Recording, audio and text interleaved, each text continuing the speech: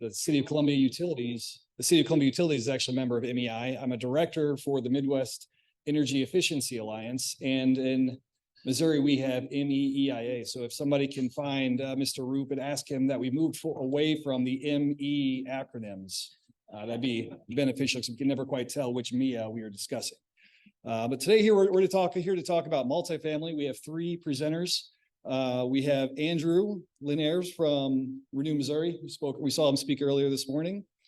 We have Natalie Newman from the Midwest Energy Efficiency Alliance. And virtually, we have Brian Handshy from the U.S. Department of Housing and Urban Development. I'm not sure which presentation we'll be going first with today. Yeah. Andrew's going to come up. Andrew's with Renew Missouri and is based out of their St. Louis office. And I'm going to hand this. Yes. So we'll each have their own presentation. We'll do questions and Q&A after their presentations today. So thank you all very much. I'm going to hand it off to Andrew.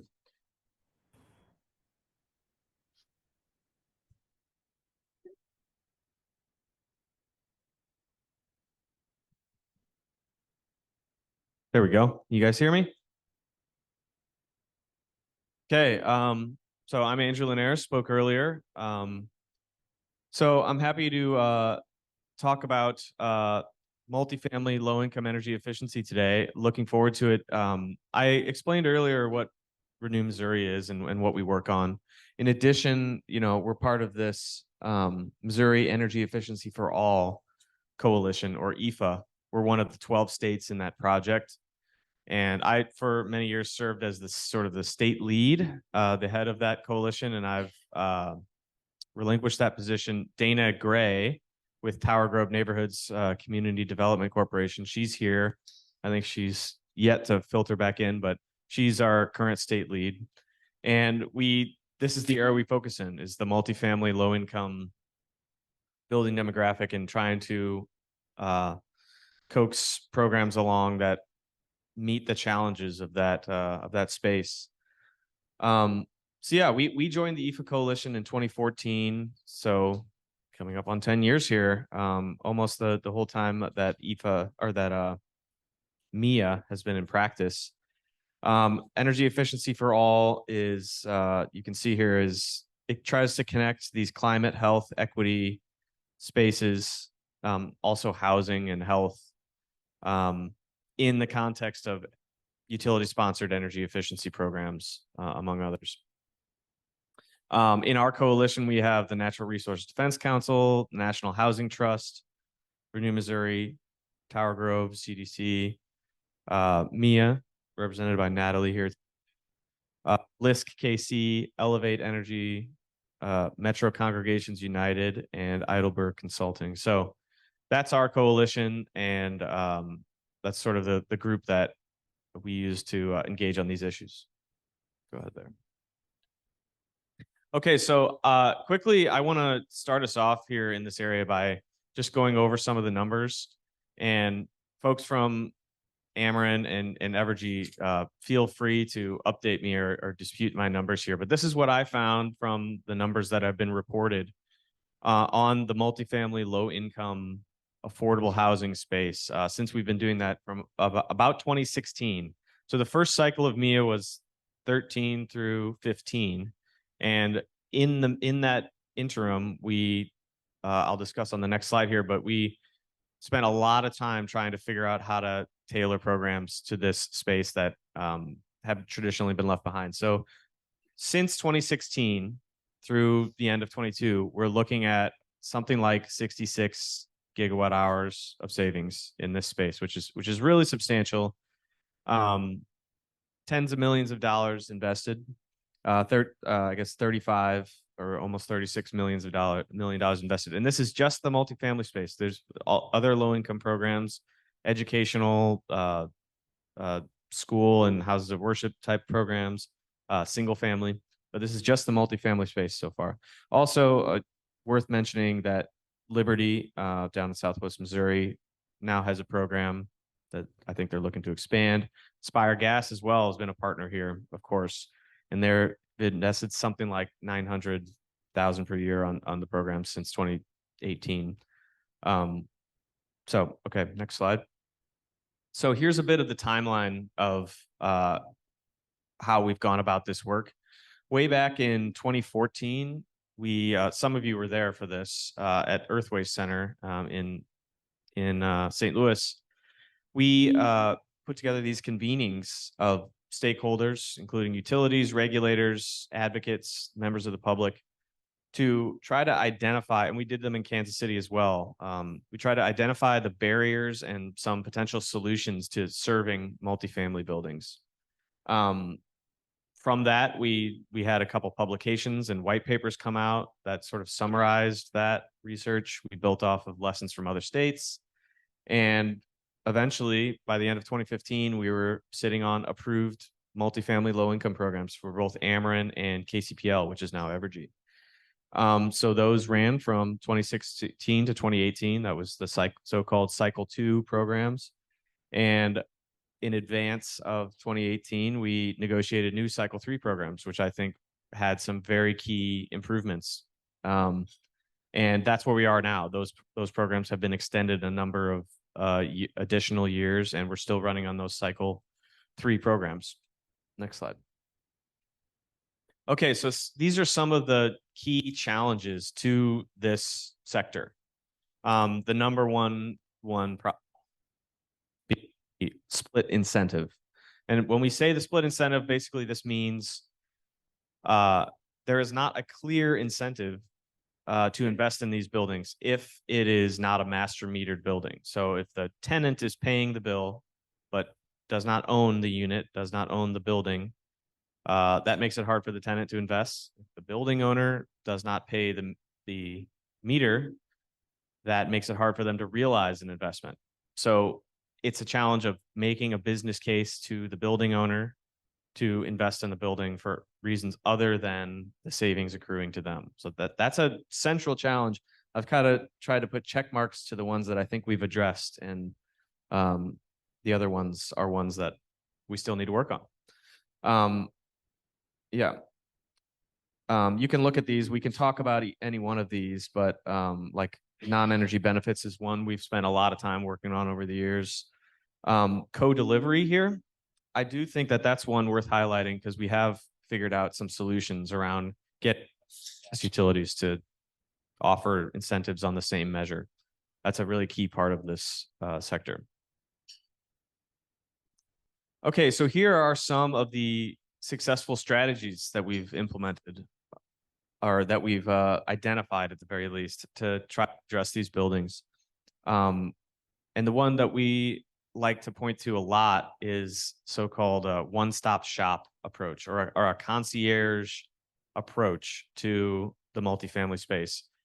You know, I was talking earlier with some people, and I think you can kind of family building owners into kind of three cohorts. Maybe the top third are very willing to do the homework to figure out what investments are needed to keep their buildings competitive and ethically on the up and up for their tenants. Maybe the middle third would do so if they could get some pushing or some incentives and made it easier for them. And then the bottom third barely knows that they have buildings. They live in Hawaii. They have a portfolio of buildings that they don't really address. And so how do we address each one of those sort of cohorts? This concierge approach, the idea is one point of contact at the utility or the implementer. All of the measures that they qualify are identified for them through a no-cost building evaluation. They're presented with this suite of measures that they can go do. And we really want to have high savings per building, right? Rather than a bunch of light bulbs across buildings. We want to have a high percentage savings target. Co-delivery, we talked about. Higher incentives, that's a lot of MIA, right? You can have a more competitive for the low income demographic. That's very key. And then we have other challenges that we're still working on. Go ahead there, Rachel. So I do want to call attention to some of the resources that our work has kind of led to over the years. We have this potential study that was performed in 2015 that we'd love to replicate and update. But this was performed by Optimal Energy, and just took a look at the building stock across the state in Ameren, Evergy, Spire, Liberty territories, and did an assessment of the technical potential in these buildings, in terms of what could be saved. So that's available on the IFA website, and if you get in contact with me, I can share that. There's also a national resource, this program design guide here that the National IFA Coalition has put together, which basically includes a lot of the technical information about this one-stop shop model that I was talking about. And finally, this white paper that we produced in 2015 is specific to the Missouri and Illinois multifamily demographic that I think was really foundational to the programs we ended up developing. So those resources are available for you to check out. And yeah, I think that's it for me. I think we're going to do questions down the line, but thank you for having me, and I'll turn it over to Natalie or Brian next. I'm not sure. Okay, Brian. Looks like it might be me. And just going to do a sound check. Can folks hear me? Rachel, or are you getting my, I just unmuted. I want to make sure you can hear me.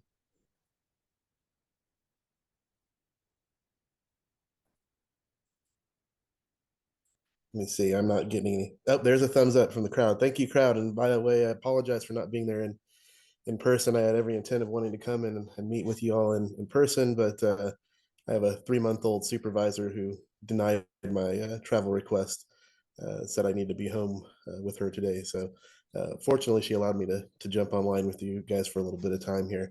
I'm Brian Handshy. I'm with the U.S. Department of Housing and Urban Development. Really just going to talk about two things that are more, I think, in the pipeline right now: the Green and Resilient Retrofit Program, and then a few updates on HUD and how it works with commercial PACE. But a little bit about me, just real quick. Currently work as a communications director in the region. I'm out of the Kansas City office. I've had the pleasure of working with both Andrew and Josh in the past. I've worked in both residential and commercial PACE space. Worked on as a consultant in clean and resilient financing plant, Green Bank, and so this space is near and dear to me. And certainly, multifamily, especially affordable multifamily, is one of the harder nuts to crack. And I don't think I probably have to tell this, folks. So, Rachel, go ahead. Next slide. I'm not sure if I can advance it from Zoom. There we go. So just a little overview of the Green Resilient Retrofit Program. This is out of the Inflation Reduction Act from last year, around this time when that passed. It's got about just shy of $1 billion for retrofits. I do want to, at the outset, this is for HUD-assisted multifamily project-based projects where there's at least 50% of the units are assisted. That's our 202, which is our senior program, 811, which is for disabled housing, and then our project-based rental assistance, which is just for family-based subsidies. So while that may seem like a narrow group, it's about 1.2 million units across the US. That's about just under 17,000 projects nationwide. And we do have several hundred of those units all throughout Missouri. So very relevant, I think. And so the high level with this, like I said, $1 billion to do retrofits across 3 tranches, and I'll get into those here in a moment. Another up to $4 billion in loan authority, so not grants and direct grants to project owners, but we can do structured surplus cash loans and things like that to make these affordable. These are, like I said, are directly awarded to multifamily project owners. Retrofits are pretty across the board. I mean, they really are light bulbs, like Andrew said, we're not trying to do, but really it's the focus on energy and water efficiency, climate resilience. So it doesn't just have to be green, but we can also do, hardening, passive house, which has dual elements of both resiliency and energy efficiency, improved air quality. So the act is pretty broad ranging. The key here is that it also can be paired with non-HUD Inflation Reduction Act resources. I think the EPA's Greenhouse Gas Reduction Fund, the $27 billion fund that is really being trying to structure it as a green bank. Those funds are eligible to be paired up with it. as well as a number of other state and local incentives.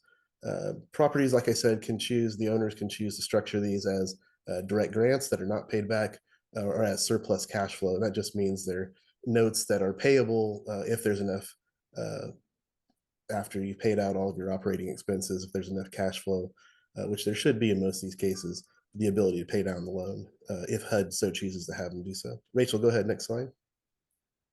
So there's really three paths on these, and they kind of, the first one, the Elements Award. Let me explain a little bit about the awards, and I'll talk about the timing. Element Awards, Leading Edge, and Comprehensive. These are three pipelines of the $1 billion that we're looking to disseminate. The first one, Element Awards. Think of this as an owner is really already like 99% of the way down. Their capital stack is built. They got the project. Something got value engineered out, up to like say $750,000 of some kind of element that was green in nature. These are really a pipeline to help close those deals. And so we've already just made an initial tranche of those available. They're going out actually this week. I can't say who's winning them, but actually Missouri right here is going to have a few awards in a few communities. So we look forward to announcing that later in the week. So these are a smaller number, like it says on the screen, up to $750,000. And these are really about helping to get the deal across the finish line. Leading Edge Awards and Comprehensive. Now these are bigger ones where really the difference is in the scope, up to $10 million for Leading Edge Awards and up to $20 million per award to an owner for the Comprehensive. These are where a full-scale recapitalization is happening, whether that's some mix of debt, tax credit equity, other types of financing are being mixed. Somewhere in the midstream of a project's life, it's being recapitalized with funding and renovated. These help to fund initial assessments and benchmark, as well as the actual delivery of the improvements themselves. So those have not been awarded yet. I do want to remind folks that there's not a one-stop shop on there, or one shot on these. This June, it basically goes from June every 2 months through next April. There'll be an award, so it's a rolling basis. So if you know a client or you're involved in HUD-assisted project-based rental assistance programs, and you're looking to recapitalize for green or climate resiliency issues, if you didn't make these initial award applications in June, July, there'll be another opportunities coming up this fall and in winter. Go ahead, Rachel, next one. These are just so you have them, and when you take away a little bit kind of side by side of each of the award types. Again, I think the highlight for these is that Element Awards, again, are about closing deals that are pretty much at the finish line. Leading Edge and Comprehensive, these are about really helping to really help you figure out what it is you need to do on your project. Andrew had mentioned just a moment the split incentives issue. And while this doesn't solve that, one of the things we run into at HUD on our rental assistance when trying to do multifamily green jobs is the split incentive. And we have a number of them where the project is 40, 50 years old, and it's master metered, and they want to modernize it and go to tenant-based metering, or vice versa. And it's always been an issue on, well, an owner doesn't necessarily see that as being a key element in recapitalizing and restructuring, renovating their building. So they skip out on doing it and miss an opportunity to do other green elements that could be facilitated by helping to manipulate the metering of, especially in electrification. So we think that these are key. Another piece that's eligible that has always been kind of a block towards getting good jobs, or I'm sorry, climate resilient and green jobs done is, and this isn't, I think, relegated to HUD assisted projects, but multifamily writ large are hazards, environmental hazards, radon mitigation, lead, heavy metal, lead. These are things that can be funded in portion as long as it's a part of a broader work scope. So these are just a side by side to see what the three are and the first deadline for each one. As you see, first deadline for Elements Awards passed. So is Leading, well, actually all three of them at this point have passed. June for the Elements Award. Those awards are getting ready, the first round being announced. July for the Leading Edge, those are a little bit farther out. Same for the Comprehensive, which were just turned in. Rachel, go ahead and you can. And I apologize, this didn't look as small in print when I made it, but it looks like a fairly small font. So moving from the green resilient retrofit program, I want to go back to something that's been around and kind of a nexus with HUD for several years now, going back to 2017, commercial PACE and HUD. I don't have a really great, I think, and satisfactory update, at least not from the audience's perspective, most likely. But I just wanted to reiterate that we do have our housing notice 2017-01 that came out several years ago. And I know I've heard personally, one of the biggest stumbling blocks on it has been, hey, we've gotten, there's these 4 requirements in it, and the biggest one is a state attorney general has to weigh in and say, that the assessment is treated like real estate property taxes for this to be able to be insurable. And we can't get the AG to get on the phone and do that. I don't know if this necessarily solves that problem 100%, but we have been trying to clarify that the state attorney general himself or herself do not have to be the person to do it, so long as they can delegate someone within that has authority to make decisions that are binding and stand forth for the attorney general's office. It can be a deputy, it can be a director. It just has to be somebody that has a delegation of authority to speak on behalf of the office. And so we understand that for political reasons, sometimes that attorney general, he or she won't necessarily come out in favor of something. But if they can, knock it down from them, knock down the politicization a little bit, they can get it done. So glad to talk a little bit about that or connect you with the subject matter experts on it back in DC, but just did want to flash that. And I also wanted to make a point, that our group has tried to work with all stakeholders that come forward and wanted to try and get PACE done and do it with multifamily. Unfortunately, we have only done 4 projects in the last almost 8 years now to date, and I think all of them have been in California. I know Missouri has expressed interest in doing PACE. The key thing is the partners that need to be reaching out to HUD. It's okay if we have states or tax credit entities or PACE providers reaching out, but really the group that needs to be reaching out are the project owners who are going to do the HUD insurance or whatever the HUD nexus is to getting it done. Usually it's going to be through our 221D insurance program for multifamily. They need to be reaching out. And so far as I know, I'm glad to take back a correction of this message, Josh, if that's necessary. We haven't received any FHA delegated lenders reaching out in this region for deals to get done. So we'd love to, we're always open to still doing it. We're going to stick to that notice, but glad to absorb any kind of feedback about why that's not tenable or what else needs to happen. So that's it for me. I'm going to let it pass on to, and by the way, I think I'm assuming everybody's getting these slides.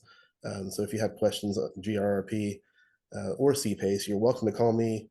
I suggest for GRRP, if you're more interested in it, they have a live answering group at the email for questions at grrp@hud.gov. There's a group that's on standby to answer questions on that. For CPACE, you can contact me directly and I'll get you connected with the multifamily team that leads that policy back in DC. And with that, I'll pass it on.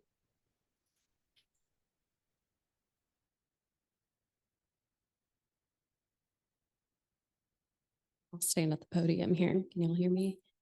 Awesome. Thanks, Brian, for taking us through the details of that program. It's good to hear more about how that's working, what some of the challenges are that you're seeing so far. So my name is Natalie Newman. I'm a policy associate with the Midwest Energy Efficiency Alliance. I feel like MIA has been talked about quite a bit already. So I don't feel like I don't even need to introduce my own organization. Our former executive director, Stacy Paradis, who is now the commissioner of Illinois, gave us some nice props. So I appreciate that, Stacy. Next slide, Rachel. I'm briefly going to give a Midwestern perspective on multifamily energy efficiency, as we are a whole Midwest focused organization. I'll dig in a little bit to some of the work MIA specifically does, and then talk about some of the implications for multifamily housing of this federal funding. That's me. I made sure to wear the same blazers so you all would recognize me. You're welcome. As I said, I'm a policy associate with the Midwest Energy Efficiency Alliance, which is a nonpartisan, nonprofit, membership-based organization that focuses on energy efficiency. So bringing energy efficiency as the lowest cost resource, and advocating for that in spaces with different stakeholders, and also bringing together stakeholders that may not have a chance to normally interact with each other. So some of those are listed here: service companies and contractors, state and local governments, utilities, obviously, and then research and academic institutions. And we're also expanding our membership to include community-based organizations, which I'm very excited about, because bringing that perspective into this broad group of stakeholders, I think, is really essential to truly solving some of these problems we're talking about. Next slide. This is just a nice visualization of what I was saying when I say energy efficiency is the cheapest energy resource here. So the font is pretty small. You might not be able to see it. You'll get these slides later. The Midwest energy efficiency cost is that little green sliver on the left there. So it's from $18 to $24. And then against the x-axis there, you can see the different resources, from wind to solar to coal, you name it, it doesn't matter. Energy efficiency is cheaper. So for a broader Midwestern perspective, you can go ahead to the next slide, Rachel. These numbers are from the 2020 census data, so they're a little bit out of date at this point, but it's still relevant to the conversation. In the Midwest in general, there are 4.3 million units of multifamily housing. Those are rental units, so that is 13% of the total stock of housing in the Midwest. So it's a significant portion of the rental units in the Midwest. And then energy expenditures are generally much higher in rented multifamily apartments, on average 20% higher than owner-occupied single-family traditional homes. So that's a big difference for those folks that are living in multifamily housing. So as Andrew mentioned previously, as Mia, and also me personally, I'm also involved in the Energy Efficiency for All Coalition, which is focused on low income and multifamily housing. They commissioned a study to estimate what the potential energy savings could be, specifically in affordable multifamily housing over a 20-year period, which they started in 2015. And they pulled out 3 different example states on the right there that you can see: Michigan, Illinois, and Missouri. So the savings potential were pretty significant in each state. For every $1 that you invested in energy efficiency in this sector, at least $3 would be returned in benefits. I think that's pretty significant to keep in mind when we're thinking about, yes, the scale of these problems is large. Yes, they're complicated to solve, but we also could see some really strong benefits from addressing. Next slide. All right. So a big focus of the work that I specifically am interested in is improving access to energy efficiency.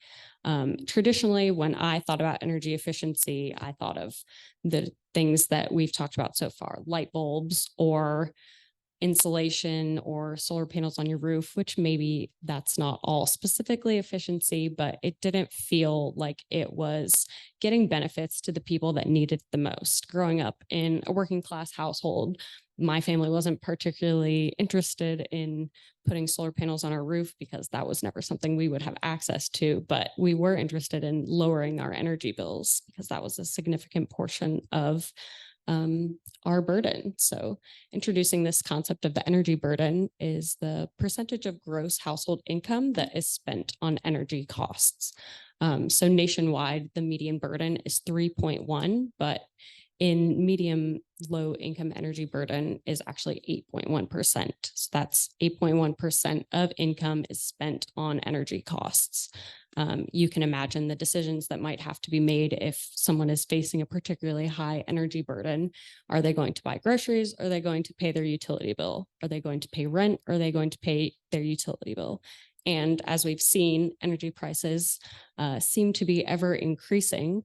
And that burden is just getting stronger and stronger and more apparent. So this is an issue that has come up a lot in our Missouri IFA group, in the national IFA conversations. And I think just day to day when folks are talking to their friends and neighbors, people are talking about how expensive energy is. So we can imagine for the folks that are already struggling that it's getting more intense as well. And then this is more talking to the general affordable multifamily housing crisis that we're seeing across the United States.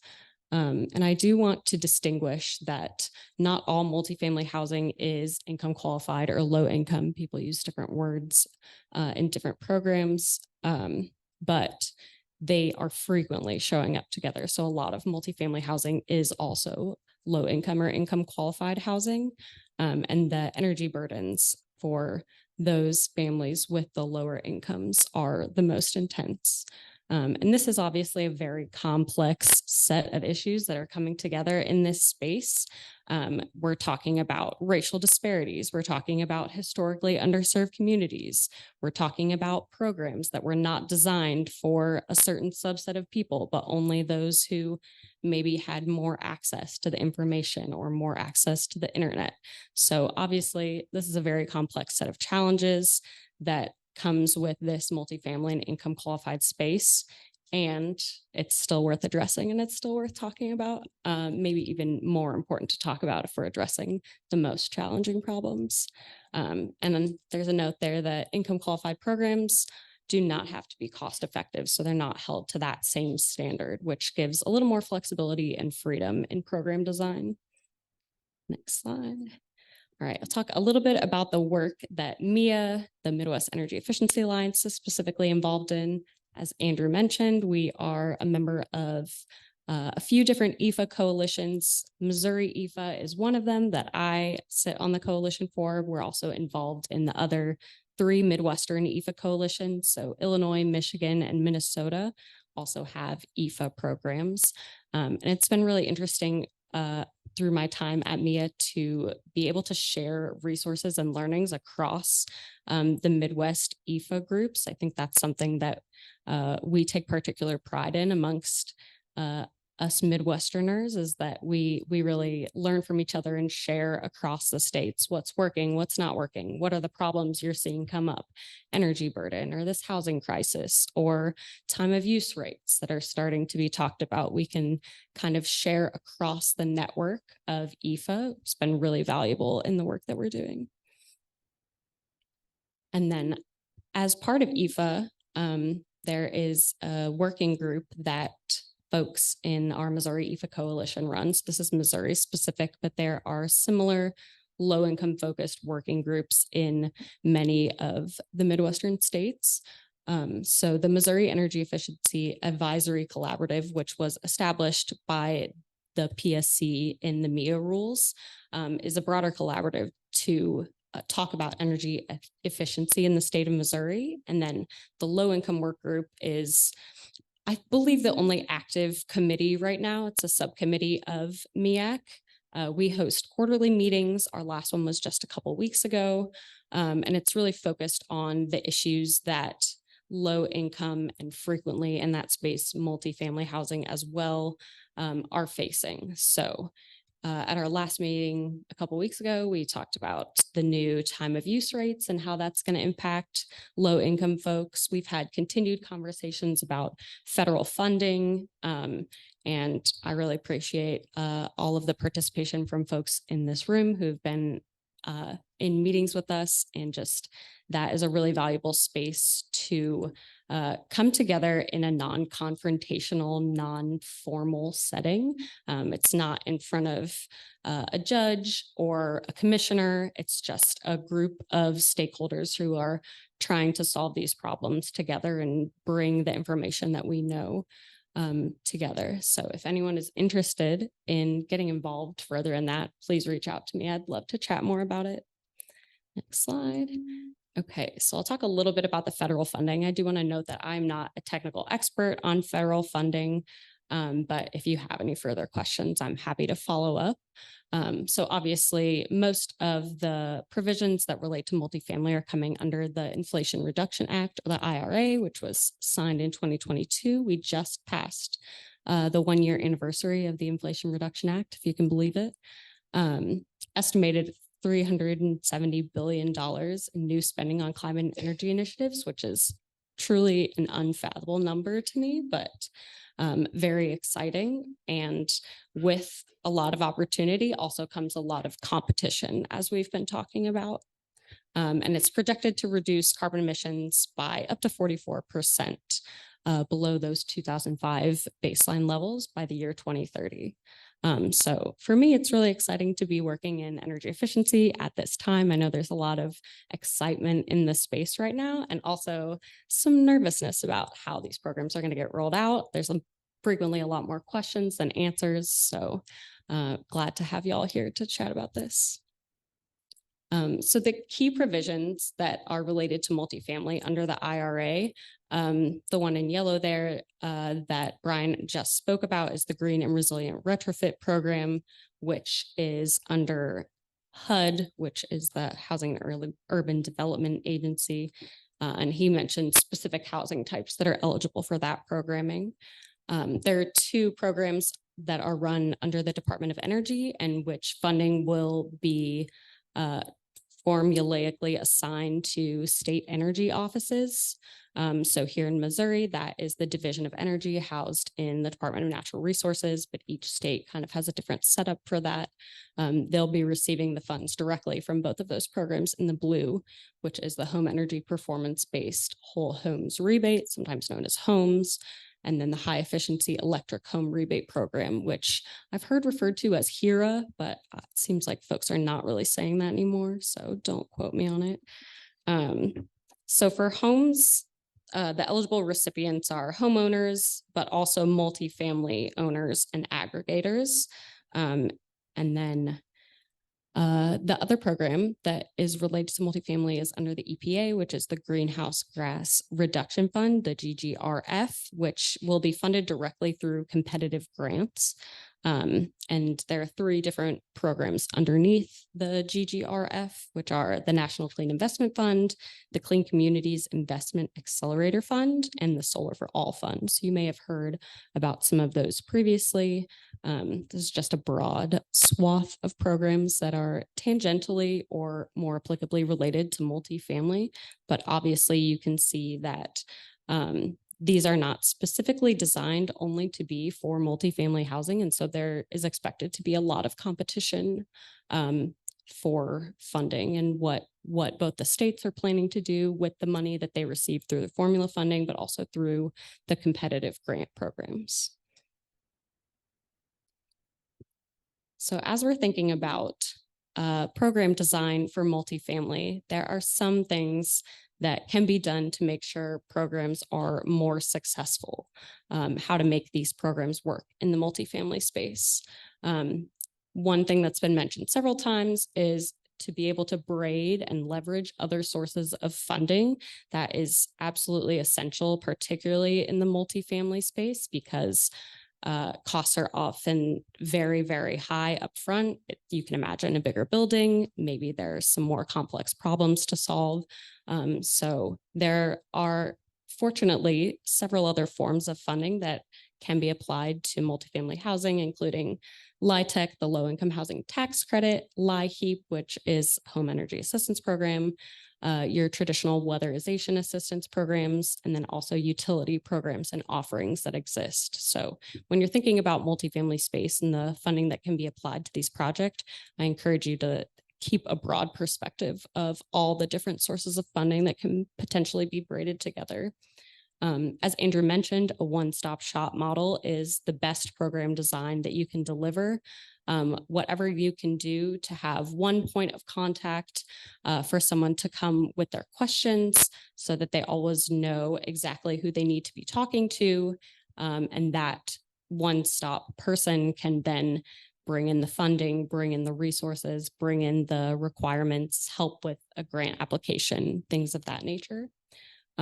Limiting upfront costs is particularly important in multifamily housing. Often a project is not going to get done unless there is cash upfront to get it done. There's not just a pile of money sitting around waiting for somebody to do these improvements. You really need to provide that upfront. So thinking about whether there are some of these other sources of funding or even private philanthropy dollars that can be brought in to provide some of that upfront investment, or thinking about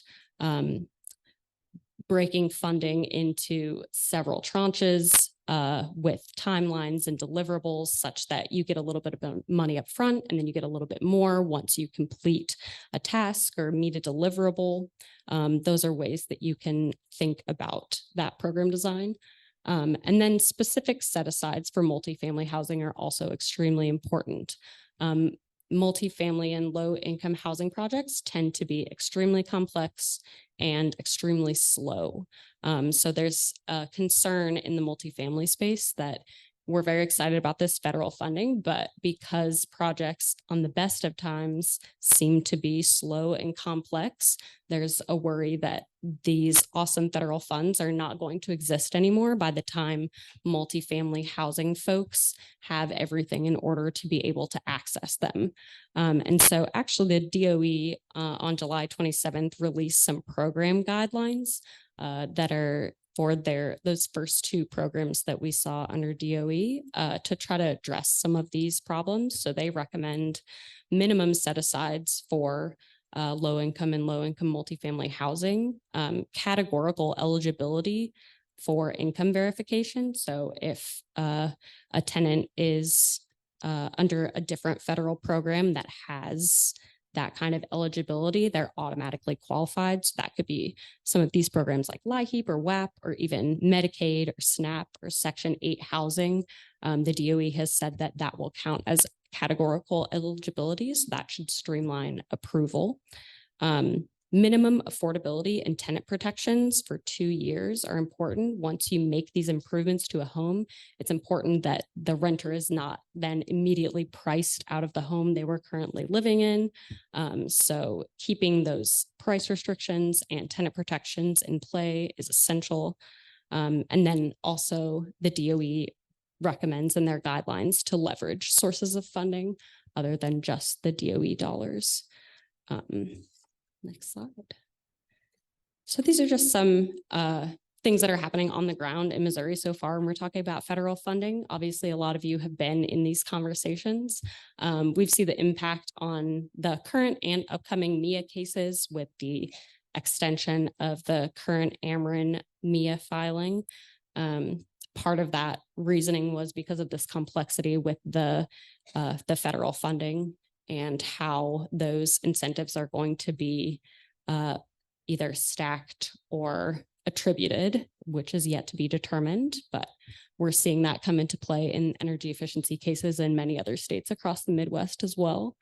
The Public Service Commission and the Office of Public Counsel here have been hosting workshops and meetings to talk about federal funding and bring together some of these key stakeholders, which I, for one, really appreciate. So I'm giving them a little shout out. And this discussion of like what the funding is being sought by the different IOUs, what funding is being sought and programs are being designed in the state energy office, and then other key players like MIA or like community-based organizations or like Renew Missouri, other folks that are involved in this landscape of getting this money into Missouri or into the Midwest the best way we can. Having these proactive conversations is really important to make sure that Missouri and other states in the Midwest are set up for success to compete for these funds. And then obviously the state energy office, which in Missouri, as I mentioned, is the Department of Natural Resources Division of Energy. They're the ones who will be preparing for those formula funding through their entities. So engaging with them in program design and some of these recommendations, and really anything we can do to help them.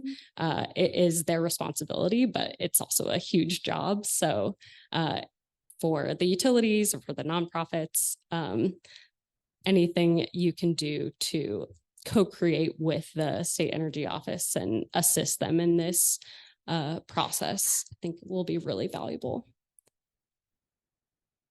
This is just a little plug for if you're interested in talking more about energy codes, our codes conference is coming up. I would be remiss if I didn't mention this. And next slide. And this is my contact information. So if you have any questions for me afterwards, please feel free to reach out. There are a lot of good resources on our website as well, policy resources, technical resources. Thank you.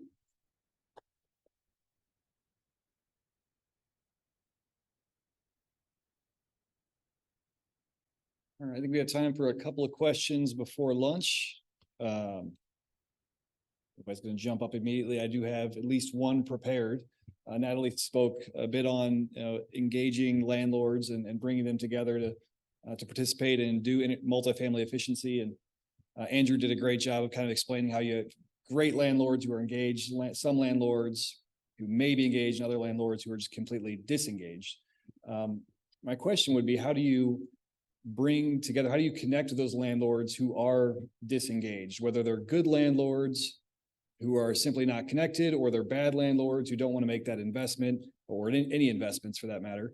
And then as a follow-up, how do you convince them to go beyond lighting and low-hanging fruit to do deeper retrofits? Yeah. I'll give my first quick answer here. I mean, I think there are a number of strategies. I mean, one of the key things is having tenants organized and tenants advocating for themselves. And we're in the midst, Renew Missouri is in the midst of a major energy burden project where we've engaged a data consultant, and we've engaged the utilities. Ameren and Evergy have been great partners here and getting us that data, and we're going to be able to send people to an interactive map where they can see each census tract and see what the average energy burden is there, and all sorts of related factors like health and race, and see how those things are correlated. Our partner here is the Consumer Council of Missouri, and Jackie Hutchinson, who's here, who's been leading the community engagement side of that. And so look out for that. I'm just plugging that in the next part of the year here. But suffice it to say that I think there's a really key role for people in the community, tenants groups, tenants rights groups, to make a big noise about this and make sure that their landlords and their building owners are on notice that they expect their buildings to be habitable, and that a $500 bill in January is not acceptable. But aside from that, I think there's a role for local governments to play here. So in St. Louis, we have a building energy performance standard that the Board of Aldermen adopted, which includes multifamily buildings. It's 50,000 square foot buildings and above. In both St. Louis and KC, they require building energy benchmarking for those buildings, 50,000 and above. And I think both of those local government tools can be really important. I mean, that's the hammer, right? There's the carrot and the stick, and that's the stick is you shall improve your building up until this metric of energy use intensity. So I think, there's a number of different approaches there. Natalie, do you have anything to add to those two areas? Oh, yeah. I don't have anything in particular to add. This is obviously a big challenge to incentivize landlords to act in something that is not necessarily in their best interest, or not necessarily something that they care about day to day. I think that the question you have to ask in program designer when thinking about this is, how do you get them to care? Like, what is that thing that they do care about, whether it's the bottom line, or whether it's public perception, or whether it's the other landlords in the area being better than them. I think working with folks that are on the ground in the community, maybe the tenants themselves, and getting a sense of what the landlords are thinking about, what is important to them, and then designing your program such that you incentivize their participation in the process somehow, whether it's a monetary benefit or a reputational benefit. I think that's good to consider. Brian, are you there? Did you have anything to add to that? Just that, I mean, if I agree with 100% at the point. I think to Andrew's point, of course, there's the kind of the performance standards, the stick. I would say between, and not just the Inflation Reduction Act, but there's a number of different, I think, incentive programs that are out there. But just the Inflation Reduction Act alone, to have $27 billion greenhouse gas reduction fund, and couple that, I mean, I'll just to the, 17,000 projects across the US who are multifamily HUD assisted owners. I think one that we tell them is that we have funding to help pay for benchmarking. That's part of IRA. They can structure that, even if it's not a part of that or it's not incentivized by the new law. We can allow flexibilities and to redirect portions of their reserve for replacements. I think the overall, reserve for replacements, they can redirect that for like upfront cost things like doing the cost analyses and benchmarking, long-term capital needs assessment that include green improvements and resiliency improvements. I think we're reminding them now, the message is, debt's expensive, equity is expensive. You're not necessarily going to find another time in the zeitgeist to come and get it done. If you're going to do it, get it done. And more communities are going to be going to these prescriptive, I think, energy standards, and rightly so. So the question is, how are you going to pay for it? And do you want to do it where you can kind of lower your stack costs on average, using some of these kind of historic funds that are out there, or are you going to wait late in the game and have to find more expensive sources to get it done? So I totally agree about the reputational, what is it that you want to do? But I think an easy one is just say, you don't have an incentive today to do it, but tomorrow you may, and it's going to be more costly.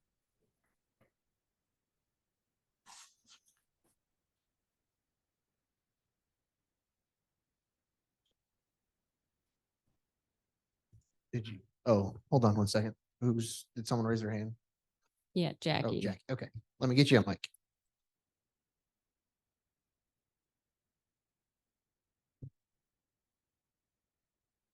I'd like to know, what is the strategy for getting this information out to multifamily landlords?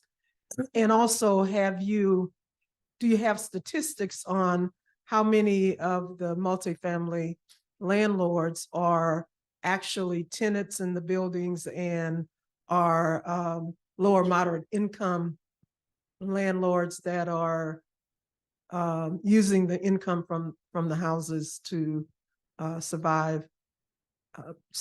And how would you market this kind of program to those folk?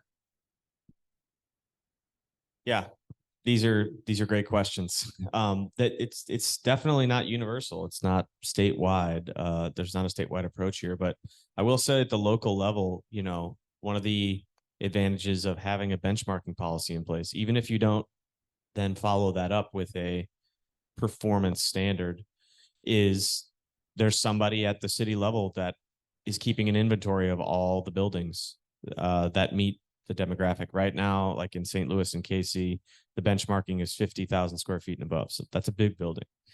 But I think there's plans to adopt to 25,000 square foot and above and maybe lower, all the way down to 4 family. Benchmarking it's not that hard, but you need to have somebody responsible who's logging in, getting their information from Ameren or whatever the utility is, uploading it to Portfolio Manager. Right, that's a couple steps. So I think the local benchmarking and building energy performance standard things, those go a long way toward, at sooner or later, the building owner is going to have to know, or they're going to be paying fines. Right, that's the ultimate way to get the ball rolling in terms of like, hey, sign up for a free evaluation, see what's possible in your building. Other than that, I wish somebody from a utility was up here, because there's a lot of strategies they use, their implementers use to get the word out to building owners to encourage them. I think a huge part of it that we can't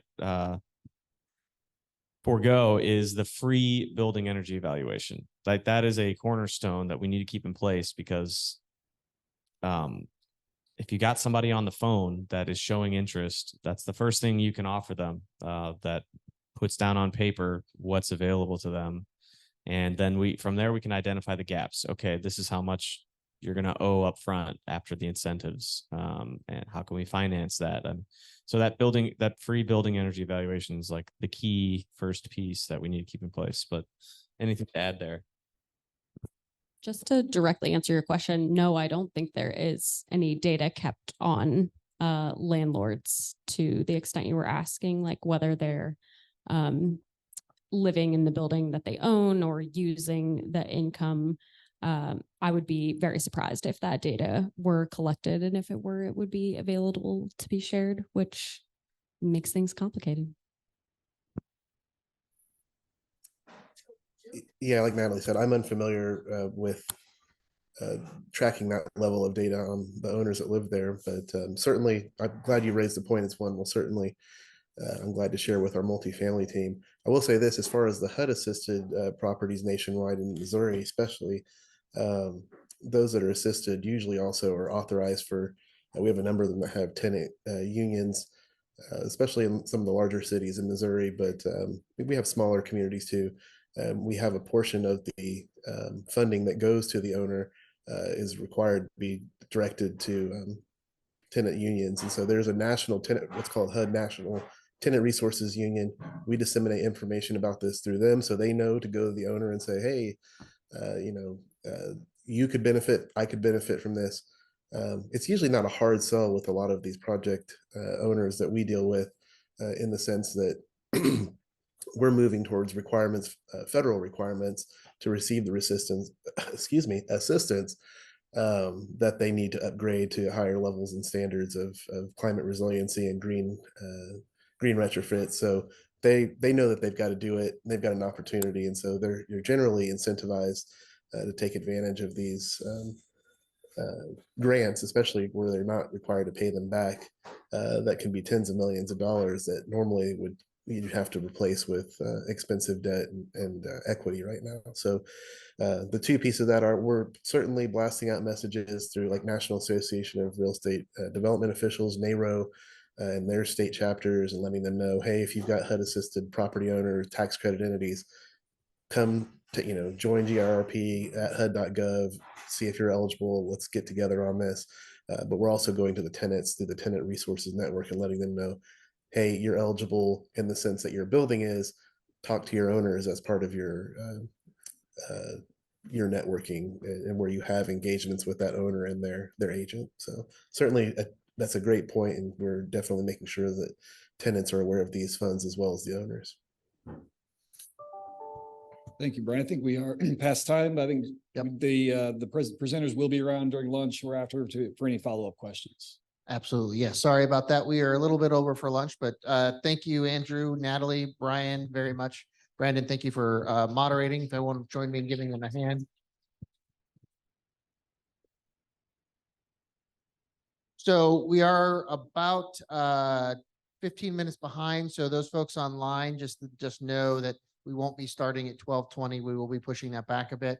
There should be lunch in the hallway for everybody here. Get up, stretch your legs. We're going to start in about 15 minutes. So around 12:30 is when we will start the next session. Thank you very much.